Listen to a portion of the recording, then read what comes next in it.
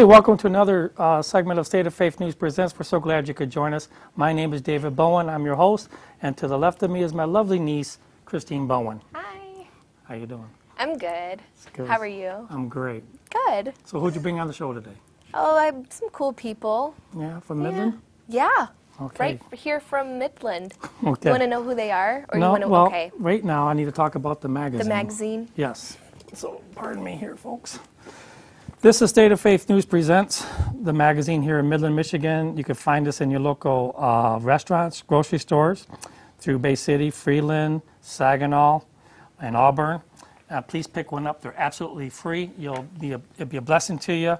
It talks about inspirational stories, poems, jokes, comics, recipes. If you have one, get on our website, submit one to us. That is www.stateoffaithnews.org. Did I do that okay? I think that was okay. That was way better. Better last You're getting better. Hey, this is only our fourth show. So without further ado, we don't want to, oh yeah, we have other. We have one more due. We have one more due. What we need to do is we have some awesome partners we need to thank. Oh yes, that makes this possible. Senators out of Auburn, Michigan, they're actually here tonight taking photos of our show, which I want to thank them very much for all their support and help. Sean and Terry. Also, we have Awesome Blossoms, Brinsky Builders, Hopkins Roofing in Bay City, Michigan, and Curves here in Midland, Michigan. Terry, awesome lady. Shirley's Cuisine, Laziz came on board with us as well. These are all people that support us, that this is possible. So if you want to get involved, please do. We could use your help as well. If you have a story to share, youth pastors, you're welcome to come on our show, talk about what you're doing and what's happening in our community. Yeah. You'll like this. ไม่สูงค่ะชื่อข้าเป็นชายและข้ามีน้องชื่อเคลับ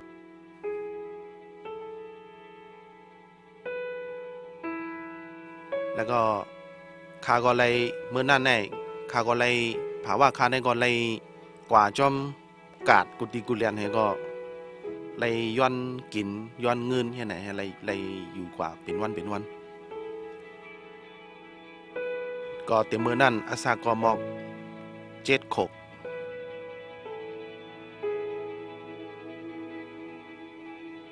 ไม่สงค่าค่าจือป้อนค่าย่าปีนางขาปอเวลาขำต้อยหลานเพลเฮิร์ด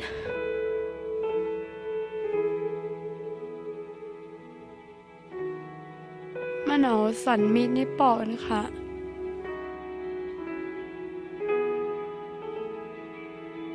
ขันนอนก็มรับเอาไว้เจ็บน่ะเขาก็บวมแล้วก็มจังเดิน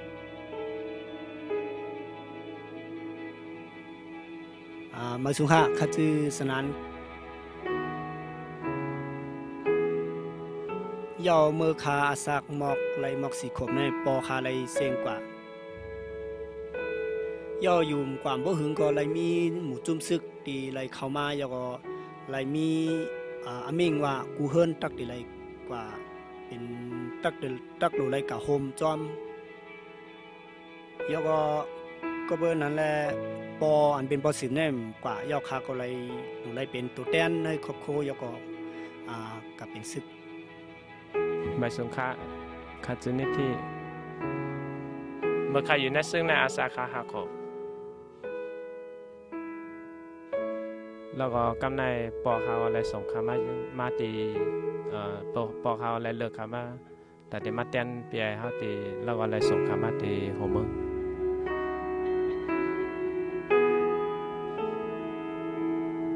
เมื่อนั้นในขาวนขาคู่ในขาวนว่าคบโคหาใน5 ขาแล้วก็ไหล8 ขาย่อไม่สงค่าค่าจือค้ำ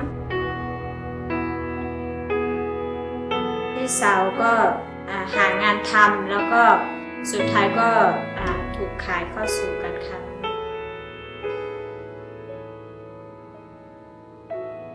ความจริงแล้วก็ไม่ถึงกับถูกขายแต่เกือบจะถูกคนอื่นเอาเข้าไปอยู่ในการค้ามนุษย์ก็ชีวิตตอนนั้นก็เหมือนกับไม่มีค่าอะไร ก็เหมือนกับไม่มีใครต้องการ Mai xuân ha chữ e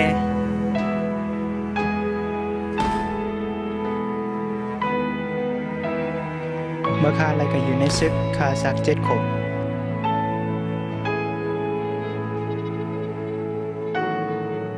เมื่อนั้นซึกหนุ่มหานเด็กแต่จ้าหมอกสัก4 ขวบถึง 16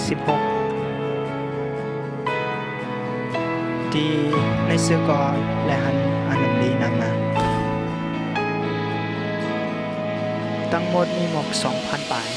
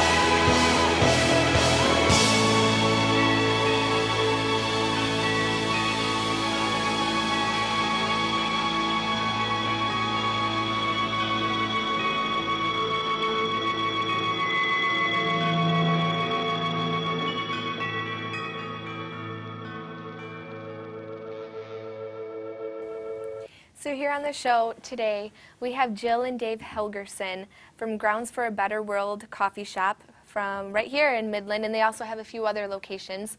So thank you guys for coming today. They also have an article in our magazine, so when you pick it up, look for their article. It's a very moving story. And don't forget to look at on our website. You can see pictures from Signatures Photography Studio in Auburn that we're taking today. It'll be very exciting. The clip that we just watched was very, very moving. Tell us about that. I'm sorry. Yeah, tell us about it. Well, these were videos taken. We thought it was very important for people to more firsthand be able to listen to and see the stories of many of our kids. This is an orphanage called Faith Village in northern Thailand, right on the border of Myanmar, formerly Burma. We wanted people to see the lives they came from, which are excruciatingly difficult lives, and then the joy that they now have as a result of our partner, Faith Village. With the organization. With the organization, Faith Village, in this case, in Thailand, the orphanage. And it's because of all of the hard work of what they do, and also the great supporters that we have on this end through our coffee shops and the foundation that we're able to be a part of the work they do there and That's seeing these huge. changed lives. Yeah. Now, Jill, I didn't mean to interrupt here. I do that a lot, don't I? I know. Okay. It's okay. Well, that's all right. You're a mother of 4, Yes, I am. and you worked at Dowell as well. Yes. Both of you We worked both at Dowell. did. Yes. Retired. And Not really. Well, you never retire, right? So I want to Well, put let me qualify that. She left when we had 4 kids, and 4 so kids. she felt like she wanted to dedicate more time at home. And I left to pursue. Dow was way better to me than I ever deserved, and I ended up going on this journey of faith to Spring Hill camps, and then ultimately to Grounds for a Better World. So what made you guys want to start Grounds? Yeah, how'd that all happen? Here you're both working. 24 years, I understand, at Dow. Yeah. And she's at home raising 4 kids, or working too. And then all of a sudden, you're Christians and you love the Lord and all that. And what would happen? I mean, how did the Grounds Coffee House here in Midland come about? Do you want me to? You can start now. Okay. All right. It happened probably our last 2 years that I was with Spring Hill. We both felt. That's a Christian camp. Yes, it's a non-denominational Christian camp. It's a year-round camp. Has about 40,000 kids a year. It's actually more than that now that go there to one of their programs or another. It's a fabulous place.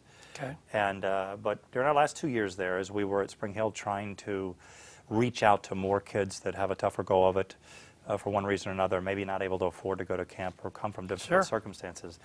And as a part of that process, and as well as a part of the process of reading this book that's next to my wife, Jill, by Rich, that's called The Hole in Our Gospel by Rich Stearns, who is the president of World Vision, the largest Christian humanitarian organization in the world.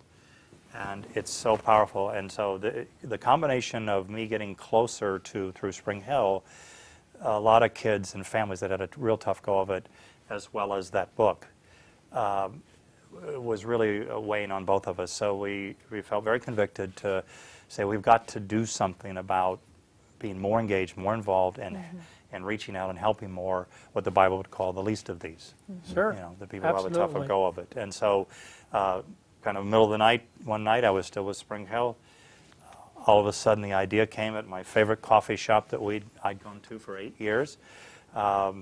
They said they were going to go out of business, and I woke up that night after they told me that and wrote a little mini business plan. What if? That's all I had to. What if we could, the shops could turn around and ultimately replicate and then help people, the least of these, those who have a tougher go of it or not. And so we went on a 2-month journey of praying through that and talking to others about that, which seemed kind of like a crazy thing. We'd never been entrepreneurs, never imagined being that. And 2 months later, September 1st, 2009, we started Grounds for the Better World for that very purpose. Was it a smooth process taking over a coffee shop? I mean, do you guys have any experience with being in business, doing things of that nature? Did you know anything about coffee? No, we knew we enjoyed drinking it. But hey. Just to back up a little bit on this spiritual journey that we are on, God had been stirring in both of our hearts. We attend church. I was involved in several ministries at my church. We gave financially to some of these organizations that we support today, but God was convicting us that you need to go beyond the church walls, and rather than just attend church, you have to be the church.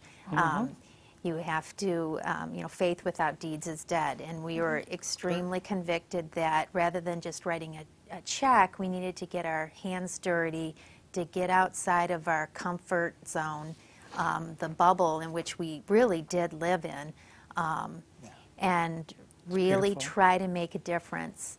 And initially, we were thinking that meant going to the mission field. Become missionaries. Becoming missionaries. But then also, as we were praying through this and talking to others about this, it was suggested with our business background that we could maybe do more good by staying here and raising awareness. And so raising awareness through a business of some sort and then giving those profits to these different organizations.